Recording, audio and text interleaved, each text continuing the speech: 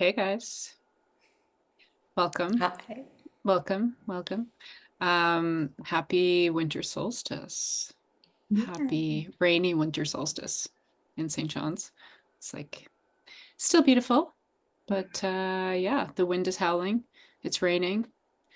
Feel like a little bit like I'm underwater or something. No, I'm just kidding. Really good segue into talking about your video. Yes, thank you for your beautiful video and sound collaboration, Save the Fish. But before we start talking about it, I was just wondering if you could introduce yourselves and just talk a little bit about yourselves as an artist, just briefly kind of give us an intro into who you are, what you do uh, creatively. And maybe Caitlin, we can start with you. Sure. So my name is Caitlin Whelan. I am a puppeteer. Um, Now, for this project, I kind of strayed from my normal practice, which tends to revolve around more traditional styles of puppetry. I am a wood carver, and I love to build crankies, basically moving panorama storytelling machines. Wow. Yeah, and I've traveled around to teach that a little bit, and I've really begun to focus a lot more of my energy into the puppetry arts over the last few years, and so I was really excited to be invited into this project. Cool.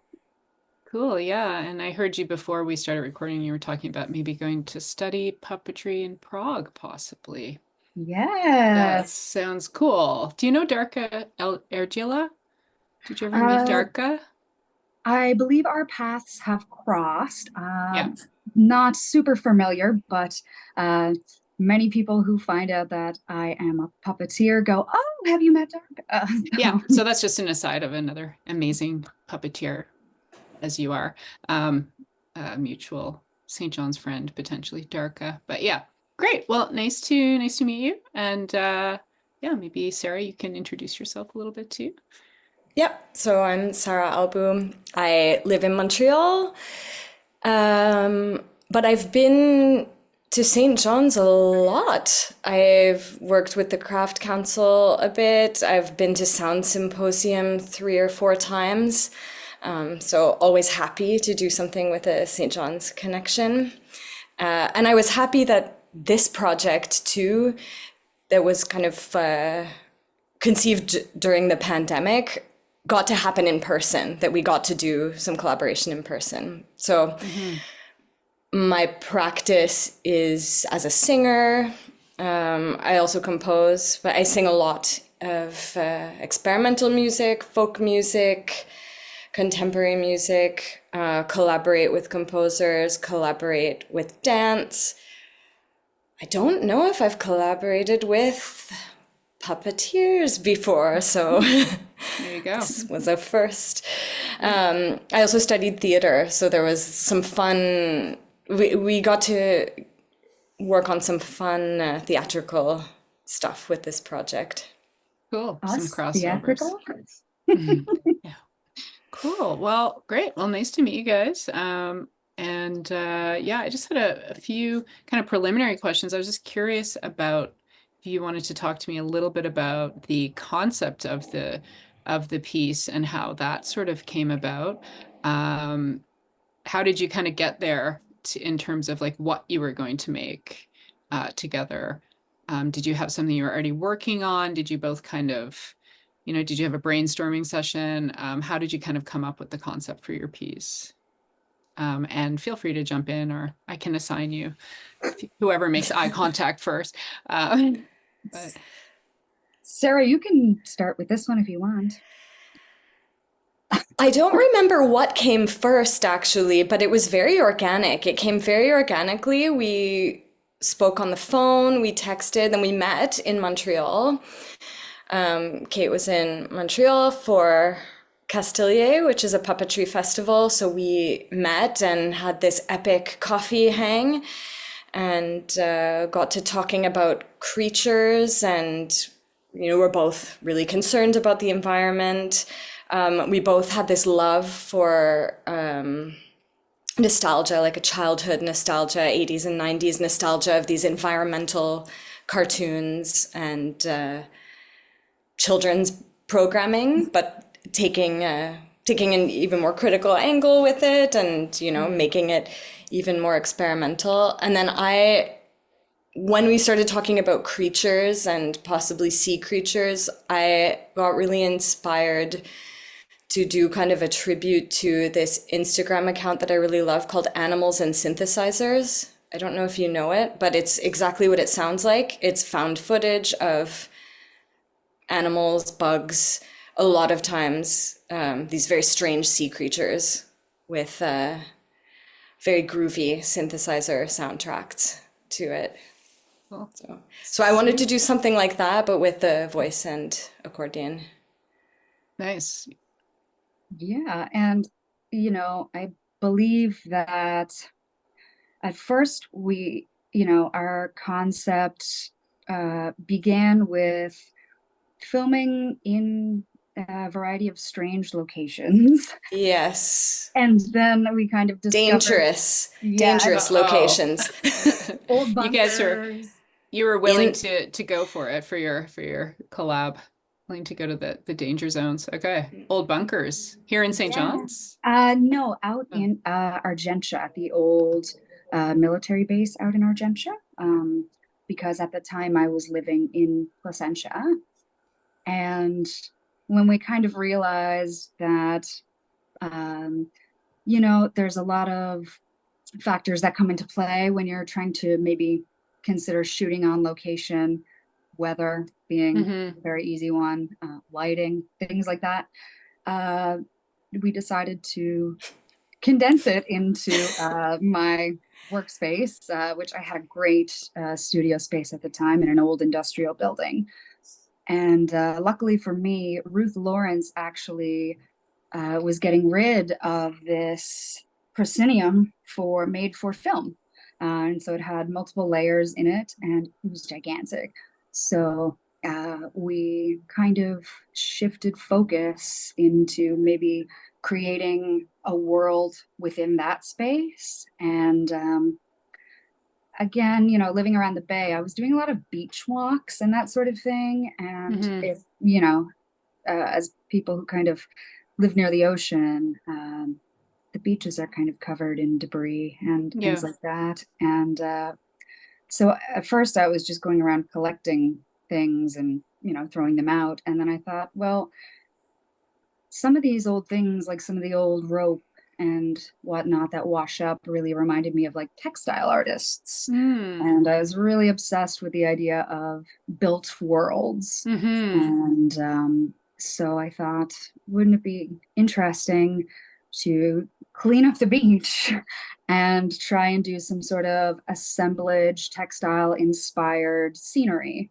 And I feel very lucky to have been partnered with Sarah because she was immediately on board for it. So, well, I mean, the world you created is really it's very authentic feeling, like in some way, even though ironically it's so, like a fantastical world at the same time, and obviously a built world, but it has those elements that you mentioned, like the rope and like the little bits that feel like they have been underwater and bashed around for a while, and sort of give it like a authentic sort of mise en scène, you know what I mean? Even though it's like, completely fabricated at the same time. So it was a nice kind of, dichotomy that kind of came together nicely, I thought, when I was watching it. Yeah. Cool. And I noticed one of the a fish made out of a plastic I could have bottle that you maybe found on the beach. I don't know. Or actually, that was my puppetry assistant who came out that day to help me finish setting up and finish a couple of pieces on the masks. And I kind of said that we were going into this with the spirit of play really in the forefront. And that was Yeah. something me and Sarah kind of talked about as well, was integrating the idea of play and sometimes silliness into Mm. artistic practice. And so Audrey Giroux came out and said, "Can I build a puppet?" And I said, absolutely, the more the merrier. And so they found a water bottle that was somewhere in this giant workshop, and just turned around and was like, "Look, I have a puppet built." And so I thought that was really with the spirit of the Yeah. piece. So, yeah. Yeah, And and there is a playfulness, that's there, even though, the subject matter or the save the fishes, or save the fish. I mean, it's also, obviously immediately you think of the environment and the state of our oceans and things like that. But you do bring a playfulness to it with the interaction between the people, the humans and the fish. And, one of my favorite scenes is the little underwater fishing scene, which I thought was very sweet. with the net. With the net. I'm doing the net. But you do bring, and you bring this playfulness of sound also, but also a kind of disturbing element with the sound, in my opinion. No, that's what you meant to come across. As an audience member, I kind of felt that. Maybe could you talk a little bit about the sound side of it, Sarah, or how you approached that? Yeah, for sure. I mean, for me, especially in a work like this, it's hard to separate the sound because everything is so integrated.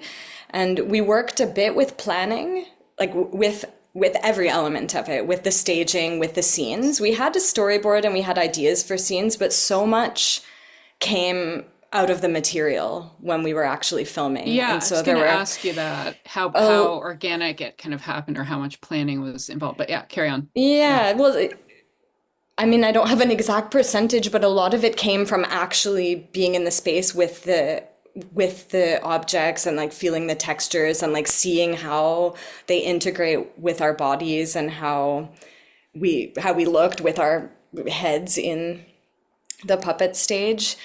New things happened on the spot, and then we would have ideas for sound there, and I was kind of like taking notes but then also filming and then also getting new ideas and improvising things on the spot and then changing things about what we planned Hmm.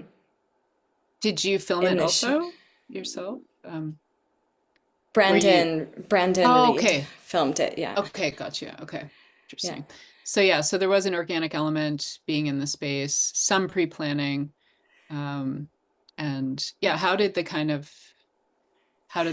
soundscape kind of like come together overall, or how did you have something in mind thematically outside of kind of what organically came together? Is that too, um, I don't know, simplifying of the No, question? I was thinking a lot about this animals and synthesizers Right. Instagram page and a lot of these Yes. very vintage sounds and like Yes. 1970s documentaries about space and Yeah. about Yeah. under the sea.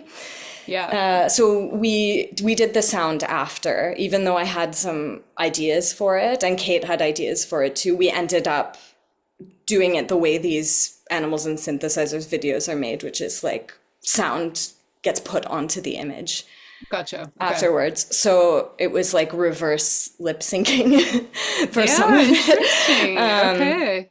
And I ended up asking Wesley Shen to do a cameo as well. So we have Mati Pulki on the accordion and concertina and doing some voice. And then you hear the harpsichord too, and prepared harpsichord in a few of the scenes. And I just think that's such an interesting combination of instruments, the accordion and the harpsichord, and then the effects. So Mm-hmm. there is a bit of processing on it, electronic processing on it, but the source material is all voice, Right. accordion, harpsichord, like these very physical Yeah, sort of instruments. electroacoustic kind of. Yeah. Yeah, Yeah, and yeah. electronic sounding, like Mm-hmm. we did end up adding effects, but the concept was really to get kind of electronic sounding sounds with acoustic instruments. and by Interesting. building textures and recycling things so that it matched with the visual Yeah, concept and with this idea of text, like found textures and mhm. smushing things together. Yeah, it's interesting because often think about found things as objects, I guess, but found sounds is, I guess in the world of audio and sound art is the thing, right? Yeah, my son is actually doing electroacoustics at Concordia right now. That's Okay. his, yeah, and he's, making sounds with forks and, different, not to joke about it or trivialize it, but it's really cool what can come up, when you start to, as you know, as a sound artist, Yeah. start to play around. And I think the result that you got was very sort of otherworldly. It was like unfamiliar, like it had that sort of 70s element that you're talking about, I think, of those old sort of, but there was something still very fresh about it too, and very otherworldly about it. And the movement was really cool. Like I don't like it really felt like you guys really achieved an underwater kind of feel to it where I was like, is this underwater? And I was like, no, it's not. Uh, I'd like to chime in here and give credit where credit is due. So Brandon Reed, who filmed the piece, actually called me up, I think maybe a week or so before we were going to film it, and said, "So what are you hoping to get out of it? What can I bring to the table?" And um, I think, Sarah, maybe this was a Zoom call. Maybe you were there as well. But we did talk about um, wanting to experiment and to play. And I said, so if there's anything that you think would add to, kind of this overall piece, please feel free to like bring it and try it out. And so, he had mentioned that he always wanted to try this Blade Runner lighting effect, which is a piece of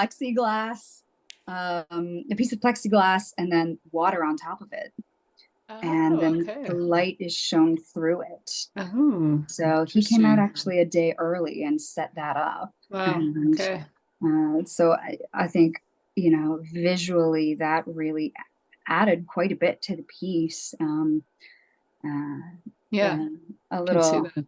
funny story is that around the end of the day, so I mean, I guess it had been like there, I know where this is going.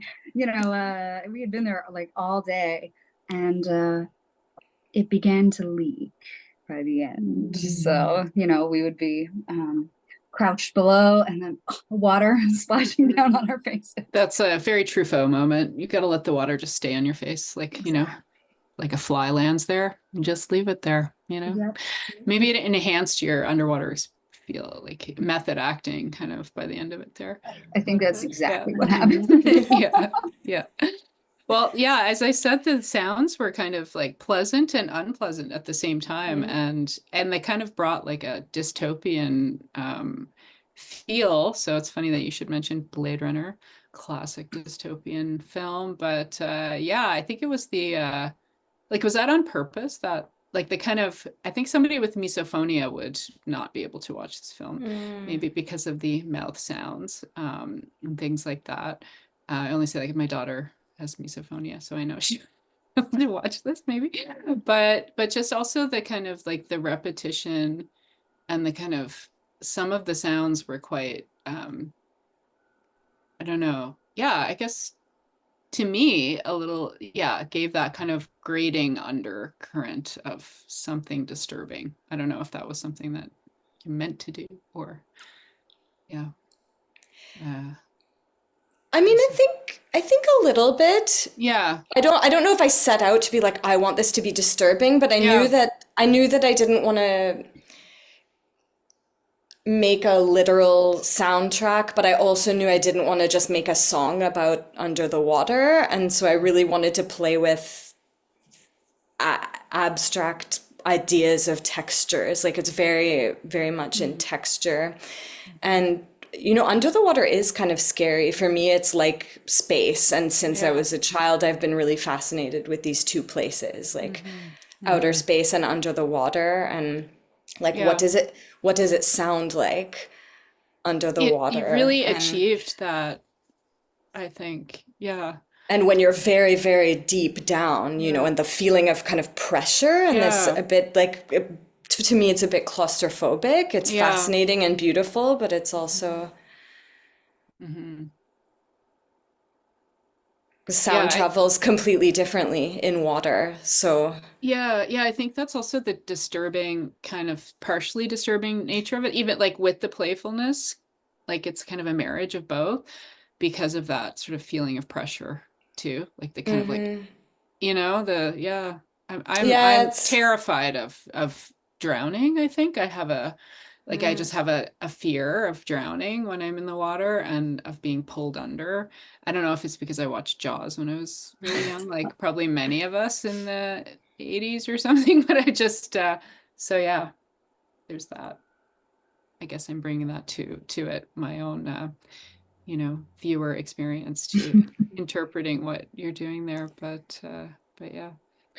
But I guess I wanted to also ask you guys, like, did you take anything from this experience yourselves that you think will influence your own art practice going forward? Like in terms of the nature of like just in the nature of the piece for yourselves or in the collaborative process, or can you maybe talk about that for a minute? I mean, I assume you've collaborated with other people in the past, but you're saying maybe not with puppetry so much, maybe not with film so much. Did a little bit of film collaboration here, which you talked about a bit, but did it kind of inspire you in any way? Is there anything that you'll bring from this? Yeah, just curious what your kind of final thoughts are about it. oh, I know, that's a tough one. so Yeah, no many, pressure. so No many pressure. thoughts. Yeah. I was very inspired by Kate's playfulness and like constant playfulness. Um, I like to be playful, but I've done a lot of projects where it's been very like things have been decided, and you have to do what's been decided, and there's so much planning. Hmm. So it really reminded me of the power of playfulness and the power of staying open and the power of going towards something that feels really wacky Yeah. It's a and fun. really going for it, like not just going towards it, but like going all the way past it and then like keep going and, and that can bring you somewhere new. Hmm. Yeah, being open to it. And Yeah. yeah. Cool. Yeah, it comes across for sure. Well, I'm very grateful that you're open to it, Sarah. um, and I think for me, I mean, I definitely learned quite a bit, and I think, that's normal with any project that you do. But, one of the more kind of like philosophical aspects of puppetry, if you were to get serious with it, is the idea of shared breath.